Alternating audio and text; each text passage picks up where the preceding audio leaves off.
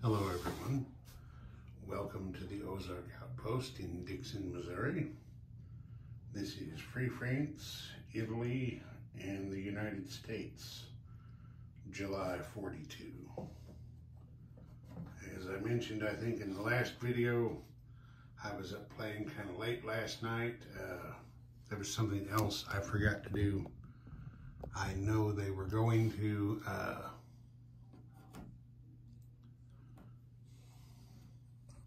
zoom that in a little more. Germany forgot to do the Vichy France attack on Morocco.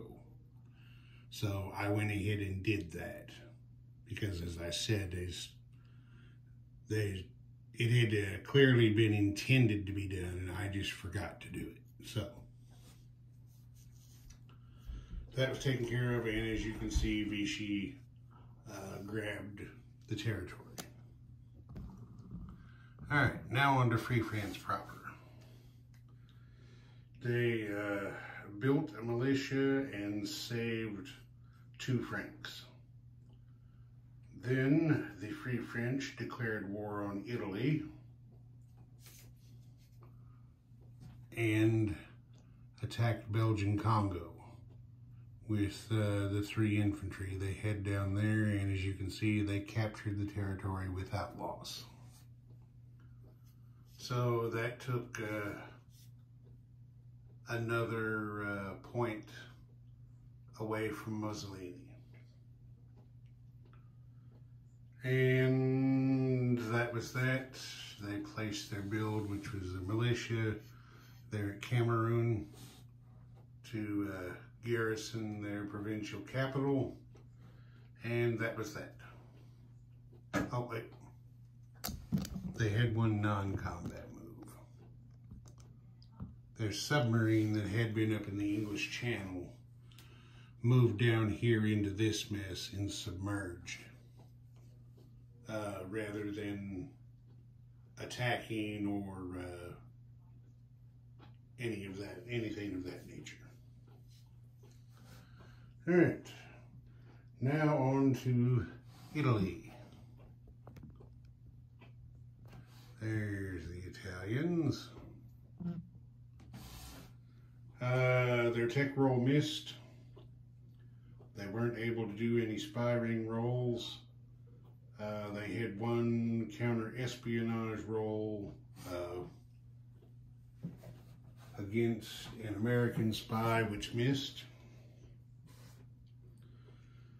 They built 2 transports, 1 light tank, 1 colonial infantry, 2 Marines, and 1 militia.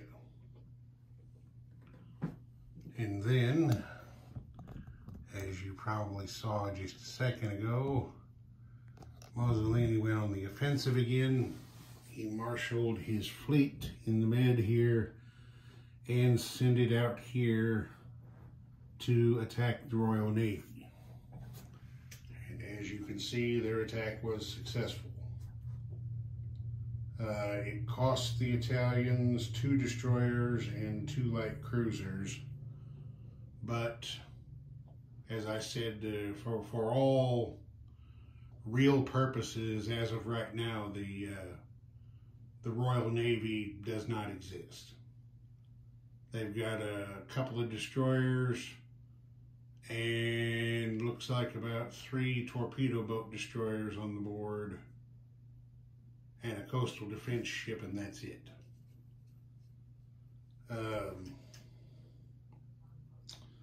Then this Italian submarine, which did not participate in the sea battle, did a convoy raid on the East Atlantic line, but they came up short.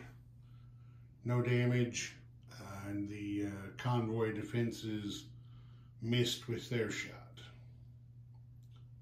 The Italians spent 3 oil and collect 2, but as I pointed out before, their oil that they are producing is right here in Iraq.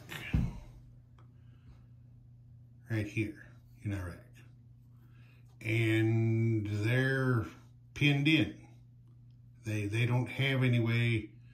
I mean, British Kuwait has them blocked on the southern end. The British have reclaimed Transjordan.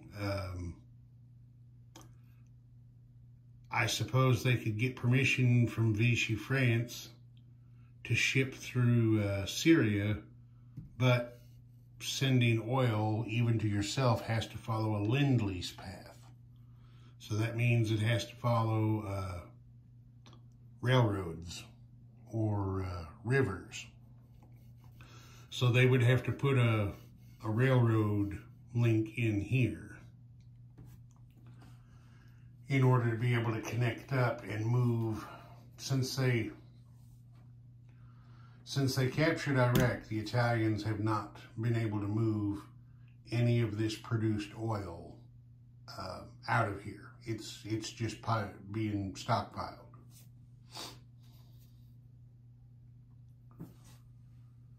So that's it for the Italian.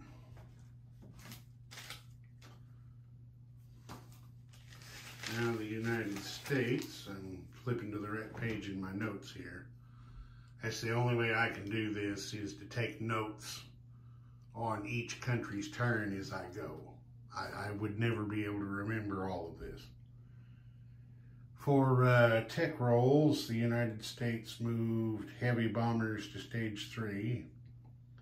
They completed wartime economy and improved construction, and they moved attack transports to stage 3. So Mr. Hoover's boys must have uncovered some Nazi spies. Then the United States put a spy ring into Tokyo, and of course they weren't able to do any counter espionage because everybody in DC has already been turned to a double agent. Okay, for their build, the Americans finished their heavy cruiser, and then they built a fighter, 2 medium tanks, 2 Marines, 1 infantry, 1 militia, and a Lend-Lease fighter for Great Britain. KMT built 3 infantry and saved 1.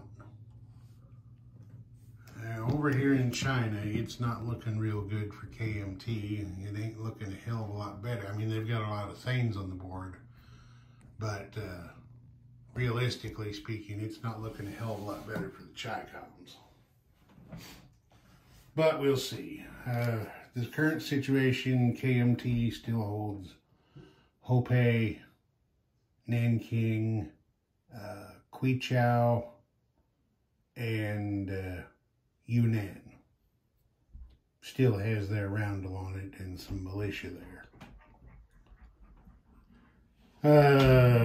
The Japanese are firmly in control in the north. They've got some troops there in Hunan in the south. The Chi-Coms, like I said, hold a lot of territory, but they really don't have too much going on. Their 2 main forces are here in Sichuan and down there in Guangdong. So Chiang Kai-shek decided launching any attacks wouldn't be in his best interest at the moment, and he doesn't have anywhere to non-combat move to because he doesn't have, he doesn't have any connecting territories where he can move anything. Let's see. Oh, I forgot. The United States, as part of their production phase, did an atomic research role, which they missed, and a Latin America influence role on Chile, which they hit. I'm not going to go down there and look at South America just yet. I'll do that in a bit. non-combat moves. Well, I don't think the Americans really had any non-combat moves. No. So, this is what happened. The Americans and the Chinese placed their build. Chiang Kai-shek put his 3 infantry all right there into Hopei. Then the United States put an infantry and a militia out here at Hawaii. The heavy cruiser with part of this task force off San Francisco. And then the ground units, the rest of the ground units all went over here. Those guys there backing up into Canada, they're all in,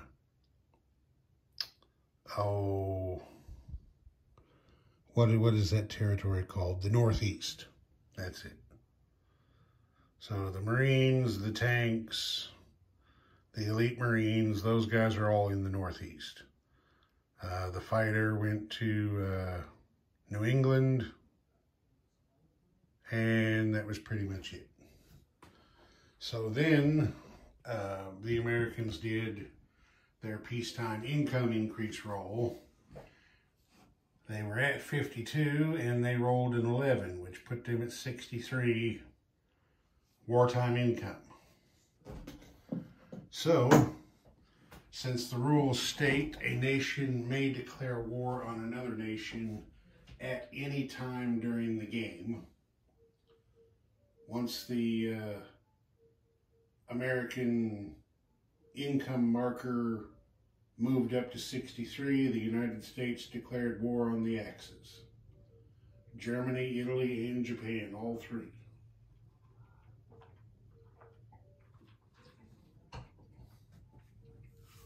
This did a few things.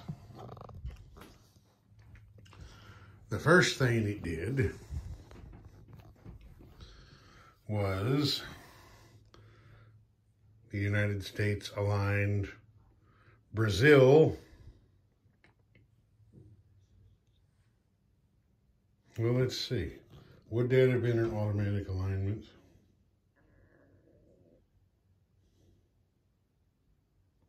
Yeah, we're going to say it is. Because the United States controls Brazil. Yeah, because these two were at war. Brazil and Argentina, even though they haven't done anything, they've been at war for a while. So,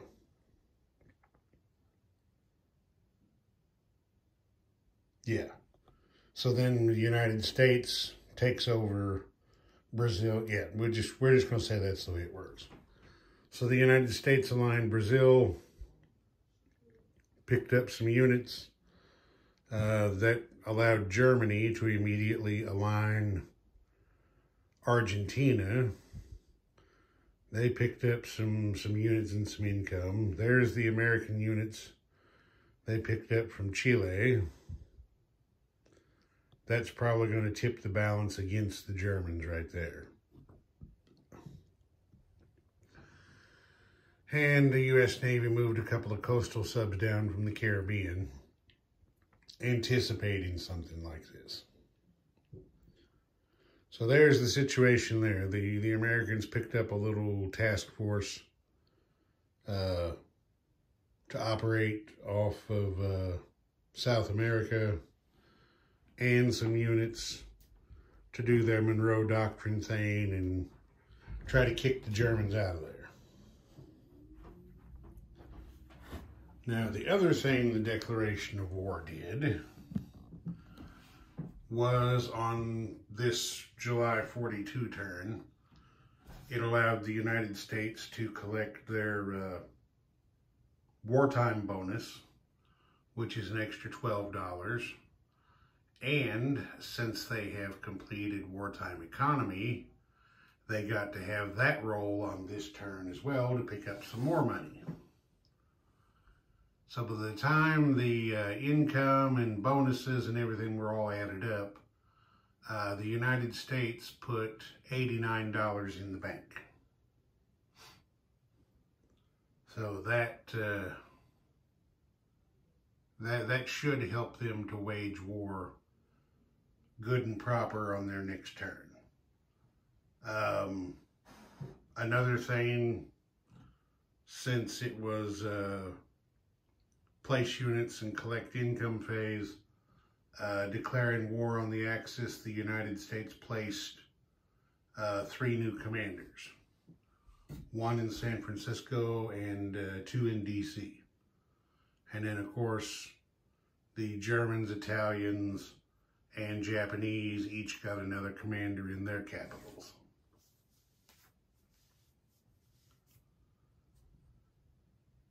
All right, I think that's it for the Americans. Oh, wait a minute, oil. Let's see, we had naval operations. We produced ship.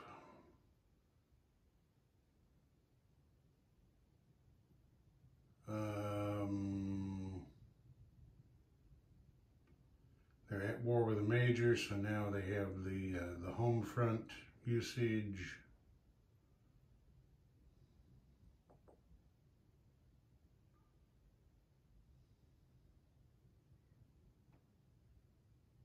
I believe that's it. 3, and of course now since they have declared they're at war with a major power, the United States collects their full production of oil, so that's 5 over there, 5 there makes 10, 3 makes 13, 14,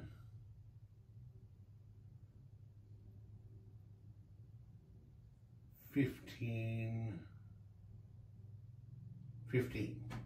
The United States used 3 and collected 15 for a net gain of 12 oil.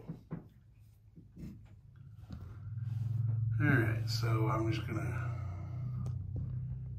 give you a look at the income chart so you can see where everybody stands. Germany is still leading everyone with 75. And KMT and Free France are bringing up the rear with 4 each. And then we'll shift over here to the tech charts. There is the Allied tech chart. And then there's the Axis and Comintern chart.